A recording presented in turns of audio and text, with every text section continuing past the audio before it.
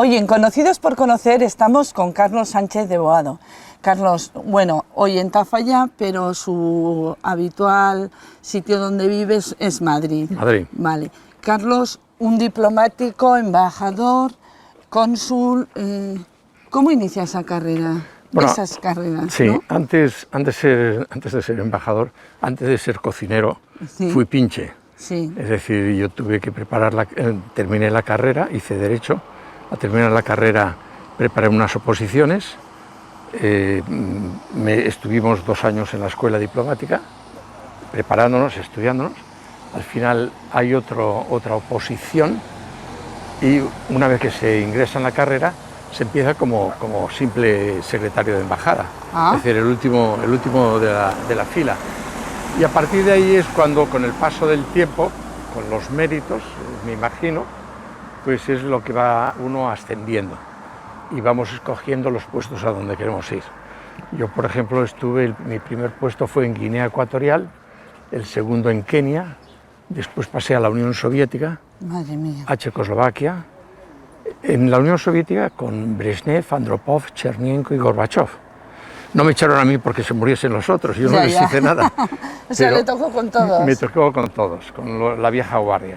Sí. Y ¿Cómo se vive el idioma? No sé, mal porque en la carrera diplomática nuestra no nos obligan a aprender el idioma del país al que vamos. Entonces, yo hablo francés, inglés, italiano, empecé a aprender ruso, mi mujer lo habla, pero es muy difícil porque además exige mucho, estás todo el día trabajando y al terminar el trabajo me venía a mí una señora a enseñarme ruso. Yo me dormía en las clases y era el único alumno, era muy difícil. Pero de todos modos hay un idioma que es el de los gestos y además un español no se quedará nunca sin comer o sin comprar algo, por cómo mueve las manos y además señalando, que es muy fácil. Bueno, ¿qué es un diplomático, un cónsul? Supongo que son tareas diferentes. El diplomático en general lo que hace es ser un funcionario, porque al fin y al cabo es un funcionario del servicio exterior que se envía a un determinado país para que informe de la situación y de cualquier forma para tratar de vender su país en el otro país. Es decir, indudablemente cuando se es un joven diplomático, pues lo que se hace es obedecer las órdenes del embajador. El embajador le dice, tú tienes que hacer esto, y entonces haces eso. A uno le encargan ocuparse de los temas culturales, a otro de los temas políticos. Es muy variado eso. Sí. Y cuando va ascendiendo, pues adquiere dentro de la misma embajada, hay distintos rangos. Está el secretario de embajada, el consejero, el ministro consejero, y el ministro consejero suele ser el segundo del embajador. Y así va pasando. Y después con el tiempo, pues, y dependiendo de los méritos, pues le nombran embajador. Yo, después de los países que he dicho antes, volví a Madrid y de Madrid me fui a Namibia. En Namibia abrí la oficina de observación diplomática para las elecciones en Namibia. Y después de las elecciones en Namibia hice todo lo posible por quedarme, pero ya como embajador. Digo, hice lo posible porque era el que más sabía de Namibia en ese momento. Estuve un año viviendo con ellos, conocí a los que después fueron los ministros y demás, y allí estuve pues casi 5 años en total en Namibia. ¿Cómo es el llegar a un país del que supongo conocía poco? Lo poco que se puede leer. En el consulado supongo que todos son trabajadores que pertenecen al... No todos. Los consulados, nosotros no teníamos consulado, teníamos una sección consular, que es dentro de la embajada se establece una oficina que se dedica a, digamos, a trabajar a favor de la gente normal, del día a día. Del día a día. Sí. Es decir, el consulado viene a ser un poco la administración del Estado en el exterior. decir, la Administración del Estado pues necesita un pasaporte, necesita una certificación, una fe de vida, todas esas cosas las hace un consulado. Y además es el que está más preparado para vender el país, para organizar cuestiones consulares, culturales, es el que se mueve a un nivel de administración. Supongo el embajador es una cosa política, sí, más amplia, y es el que está en contacto fundamentalmente con los ministros, con las autoridades del país en el que está acreditado. Eso le quería preguntar, luego pasaremos a la parte política, pero el día a día, pues ahora se viaja mucho, no es como antes, sí, pero cuando toca a veces la gente se queja, ya no digo si hay una desgracia, pero igual que se encuentran que han perdido el pasaporte, que sí, a veces de la falta de gestión en consulados y demás, bueno, supongo que será complicado el tema. Es complicado. ¿No? Yo tuve un caso cuando ya no estaba en activo. Un chico de Tafalla pues tuvo un accidente y yo me puse en contacto con el embajador del lugar en donde ese chico tuvo el accidente y trataron de atenderlo. Sí. Y lo atendieron, lamentablemente ese chico murió. Falleció, sí. Pero la verdad es que es muy complicado porque si uno pierde el pasaporte en Bilbao, ¿qué hace? El pasaporte, el DNI, ¿qué hace? Lo denuncia. Lo denuncia, simplemente es lo único que puede hacer, porque sí, es que yo no puedo, en un consulado no se le puede dar el DNI. Claro.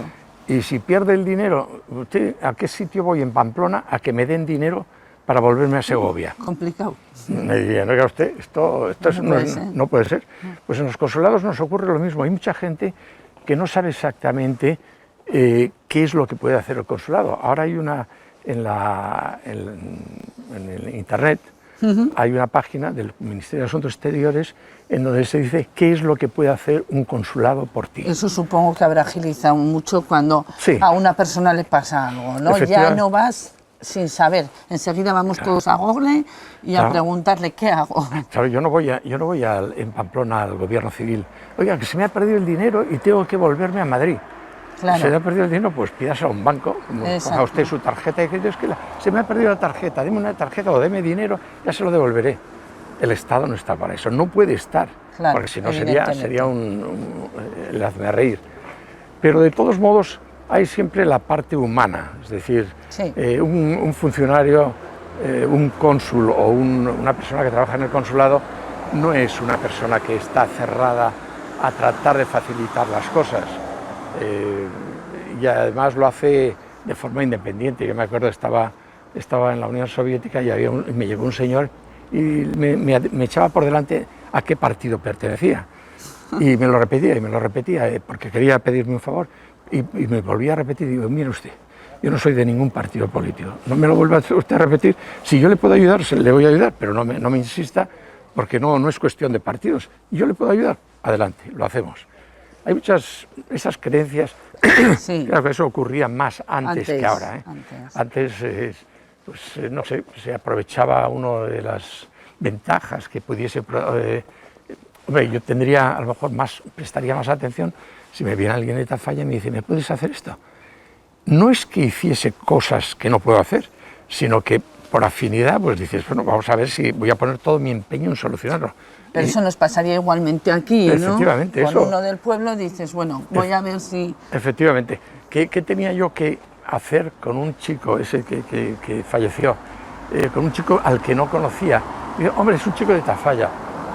Si tengo posibilidad, conocí además al embajador en el otro sitio. Y aunque no lo conociese, vamos, le escribo y digo, mira, pasa esto. Es un chico que ha tenido un accidente. ¿Qué podéis hacer? Pues seguirlo un poco, hablar con el médico, claro, ver lo que se puede hacer. Por lo menos que tener algo de apoyo, ¿no? Y que la familia se sienta apoyada y que el chico, si puede, pues lo mismo. Cuando estaba en Namibia, me vino un guardia civil que le habían destinado a Sudáfrica y yo estaba solo en la embajada, no tenía nadie más alrededor, era un embajador, pero nada más. Y tuve un accidente, las carreteras son de piedra, sí, y es muy difícil. Entonces lo llevaron al hospital y dije, nosotros no podemos atenderle si alguien no se responsabiliza de él. Y digo, ¿qué consiste? Dice, es que tiene que pagar una cantidad de... Bueno, yo soy el embajador de España, yo firmo. bueno, pero usted me tiene que dar su número de carné o su de cuenta y todo eso. Bueno, se lo doy. ¿Qué vas a hacer? Claro. Yo no lo conocía de nada, pero al final no vas a dejar que una persona se muera y no vas a tratar de resolver el asunto. Claro que sí, tienes que tratar. Claro. Esa es la parte humana, porque porque no, en este caso, por ejemplo, si era Guardia Civil, no se podía dirigir. Es que no podía, él se había, entre comillas, escapado. No tenía permiso para salir, no pidió permiso a nadie. Vale, pues entonces era complicado. Claro, y quería conocer Namibia. Ya. Y entonces, pues, hombre, nosotros hemos hecho cosas de esas muchas veces.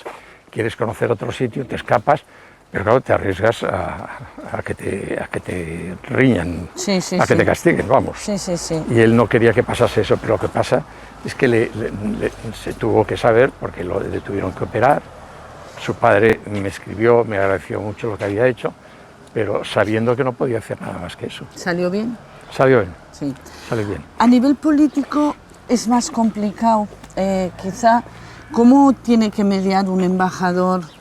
¿Tiene que estar contemplando mucho las situaciones y informar? No vamos sé. A ver, la obligación del embajador es actuar políticamente, pero siempre dentro de un margen. Claro. Es decir, esto es como un cuadro, y uno se puede mover en el cuadro ese, se puede mover de cualquier forma. La última, antes de jubilarme, bueno, yo jubilado también seguí trabajando. Estuve negociando el Tratado sobre Comercio de Armas en Nueva York y Bruselas. Entonces, allí lo que había que hacer, muchas veces había que tomar una decisión. Y entonces mis colaboradoras me decían, embajador, ¿no habría que llamar a Madrid? Y digo, ¿para qué? Si me han enviado aquí. Claro. Es decir, si dentro del cuadrado, de ese marco jurídico que está establecido, marco de actuación, alguna cosa normal, no me va a pasar nada. Lo malo sería que de repente lo que no estaba establecido es que España borrase, se largase de allí o dijese que no a todo, fuese en contra de lo que se le había indicado en ese momento, me sacan a patadas de ese sitio. Pero en circunstancias normales no, es una cuestión de buen juicio, sin ningún temor a... Lo que pasa que me imagino que lo del buen juicio es muy subjetivo, porque también se habrá encontrado personas creyendo que tenían buen juicio para su país. Sí. Y bueno, usted estaría con las manos en la cabeza diciendo ¿qué me encuentro aquí? Efectivamente. Ahí la labor diplomática, como la palabra lo indica, habrá que hacerla mucho. Bueno, pues es eso, es el buen juicio. El buen juicio es la diplomacia, no es una cuestión de gestos únicamente. Es decir, lo que está haciendo Trump en este momento es una cosa de locos, no es una cosa de buen juicio. Es decir, lo que no tiene de diplomático no tiene nada. Es lo peor que podría estar haciendo. Pero eso nos va a suponer a los países unas pérdidas económicas, yo creo que hasta incluso al suyo propio. A veces llegar a un cargo así. Bueno, la verdad es que no es lo que tenía que ocurrir y nadie se lo esperaba. Es decir, yo me acuerdo hace años cuando llegó Reagan al poder, entonces decían, un actor de cine gobernando el país más rico del mundo. Bueno, pues ese actor de cine tenía una capacidad de comunicación como no la ha tenido nadie. Pero yo creo que aquí el problema es que es un industrial con unos intereses económicos muy grandes. Por supuesto. Porque él está acusando en este momento de que se le han dado ayudas a Airbus para construir los aviones y ellos se la están dando a Boeing. Es decir, en el momento que nos toque a nosotros será al revés. Es decir, nosotros les diremos, estáis recibiendo unas ayudas que no se suponía que recibieseis y no habíamos dicho nada, pues ahora es la contraparte. Pero de todos modos, el diplomático lo que hace es negociar. Exacto. Es fundamental. Aquí no es cuestión de decir, hago esto y los demás que se fastidien, que es lo que quiere hacer Trump. Trump está continuamente con los twitters y todas esas cosas haciendo comentarios, pero unos comentarios que dice, bueno, es que si esto lo hace mi hijo, le doy una patada en el traste y lo largo. Pero este tío no. Este tío diplomático no es. No es, no. No. Es posiblemente el peor. Él dice, no, es que esto, América primero. América primero no. Tú vives en una comunidad internacional de la que has sido líder durante muchos años, pues trata de adaptarte un poco a eso. Si quieres cambiar, cambia, pero no compliques las cosas. Les ayuda a los kurdos, ahora los suelta. Hace lo que quiere. Eso es. Hace lo que quiere. Ahora los dejo ahí a su libre albedrío y ahora ¿qué pasa? ¿Qué hace? Ahora que los maten. Va a ser un momento complicado, ¿no? Sí, es muy complicado. Es muy complicado. Entonces, esto, claro, nosotros no llegamos a ese nivel de actuación siendo embajadores, a no ser que tengamos instrucciones, porque nosotros también recibimos instrucciones. Somos embajadores plenipotenciarios, quiere decir que podemos hacer todo, pero lógicamente lo que no hacemos es hacerlo sin autorización o sin conocimiento de Madrid. Y vamos a decir, ¿con quién le ha tocado, como a nivel político, en qué estado que haya dicho, no sé, he salido satisfecho de que se puede negociar, que ha sido una labor, que también habrá cosas agradables, hombre, supongo? En mi último puesto en base fue en Australia. ¿Ah? Y la verdad es que los australianos son gente muy llana, muy eficaz. ¿Dialogantes? Y muy dialogante. Y aunque el origen sea inglés, pero yo creo que de ingleses tienen muy poco. Sí, no son tan fríos. No. Son de los que llegan a tu casa y parece que alguien ha dicho chaqueta y entonces se la quitan todos. Esos son muy naturales, hacen todo de forma natural. Y cuando uno se jubila, cuando ya deja esa labor diplomática y vuelve a casa, que es mi caso, ahora en Tafalla, eso es tremendo. ¿Cómo se vive? Porque hay muchas vivencias, el trabajo diario, luego la tranquilidad. Bueno, yo me tenía que jubilar a los 70 años y seguí trabajando casi un año más porque estábamos negociando el Tratado sobre Comercio de Armas. Y me pidieron si podía seguir un poco, no cobrando nada, es decir, con la pensión. Ajá. Me pagaban el hotel y me discutían si costaba $10 más. Decía, o vengo aquí o no vengo, pero si vengo me lo tenéis que pagar y no me lo voy a pagar. ¿Y cómo fue la vuelta a casa? Y la vuelta a casa, pues según mi mujer, yo era como una especie de armario en mitad del pasillo. Claro, a mí me ocurría lo mismo con ella, que yo decía, ¿quién es esta señora que no se mueve de casa? Pero te vas acostumbrando. Yo, por ejemplo, me dedico a encuadernar libros, Ajá. lo cual me tiene por lo menos una vez a la semana fuera de casa, 3 horas y media, encuadernando libros, y vuelvo a casa y los coso en casa primero y después les pongo piel y todo eso. Y eso me sirve. Por otro lado, como jubilado, yo formé parte de la Asociación de Diplomáticos Españoles, que es una especie de sindicato. Y desde allí lo que hice fue darme cuenta que a los jubilados nadie les hace caso. Por no hacerles caso ni su familia. Ya. Y entonces lo que hice fue tratar de reunirlos, organizo de vez en cuando algún almuerzo o algún cóctel, como hice hace poco, me encargo de organizar los funerales para aquellos que fallecen y además semanalmente, ayer se lo envié antes de venir aquí, les envío recortes de prensa relacionados con el Ministerio, artículos que ellos mismos escriben y que quieren hacer llegar a otros compañeros y aquello que me parece más importante dentro de la prensa diaria. Es una forma de mantenernos unidos porque si no, pues efectivamente uno termina y si no existiese esto, pues es como cuando se muere y dices, si no tienes esperanza de que exista algo, ¿qué va a ser de ti? Hay gente que está convencida y otros que dicen, bueno, pues espero que haya algo mejor. Esos locos que se hacen explotar es porque creen que tienen 9 vírgenes esperándole. Claro. Cada uno piensa lo que quiere, ¿no? Pero yo creo que lo importante es lo mismo que cuando era diplomático, cuando estaba en activo, es tener esperanza o tener ganas de seguir haciendo cosas. La vida no se termina cuando llega la jubilación. Llega la jubilación, bueno, es una etapa más, pero vamos a seguir mientras estés activo.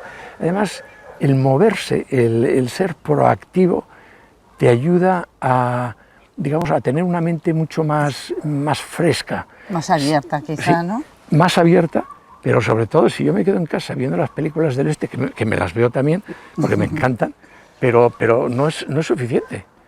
Y hay que hacer alguna cosa más, hay que tener para agilizar la mente. Bueno, pues con esa actitud nos vamos a quedar aquí esperando al tren que ahora nos llega con Carlos Sánchez de Boado, un diplomático, un embajador, un cónsul, que nos ha contado un poco su experiencia en este mundo. Son 9 puestos los que he hecho en total y da para contar muchas cosas. Pues lo dejamos aquí un día más.